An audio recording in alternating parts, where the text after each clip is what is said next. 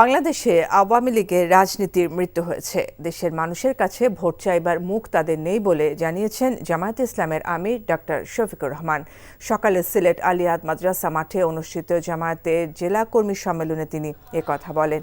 কোনো অপশক্তির কাছে জামায়াতে ইসলামী মাথা নত করবে না উল্লেখ করে দলটির আমির ডক্টর শফিকুর রহমান বলেন, বাংলাদেশের ধর্ম বর্ণ নির্বিশেষে সকল মানুষের দায়িত্ব জ্ঞানহীন নয়, বরং ধৈর্যের পরিচয় দিয়ে রাষ্ট্র গঠনে ভূমিকা রাখছে।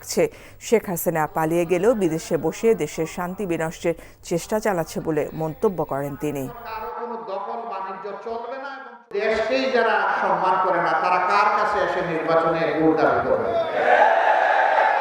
যারা জনগণের কেনা টাকায় অস্ত্র এবং গুলি জনগণের বুকের উপর চালিয়ে দিয়ে ক্ষমতায় থাকার জন্য তারা কার কাছে ভোট চাইবে?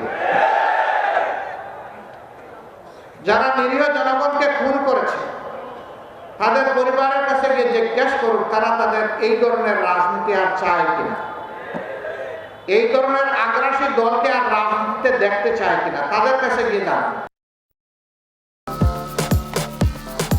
আমি অন্যদের থেকে একটু আলাদা। আমার অনেক পছন্দ, মানে আমি তোমার ছাড়া কাউরে কোনোদিন ভালোবাসি নাই। এই পুকুরটা তোমাকে লিজ নেওয়ার ব্যবস্থা করে দেবো। বদুল্লে চাকরিটা খাই দাও যায় না? আমি যদি সুরজ মিয়ার সাইকেলের সামনে বসা ঘুরা বেড়াই তোমার কেমন লাগবে কৌতো?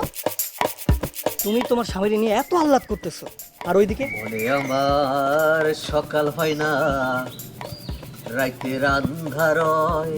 এক রিকশায় গা সিপকে বইসা হাসতে হাসতে কই জানা যাইতেছে। দুনিয়ার এত মানুষ রাইখা এই বেড়ি তোমার মধ্যে কি পাইছে কৌতো? আর তোমার চোখে আমি শুধু তোমার চাই।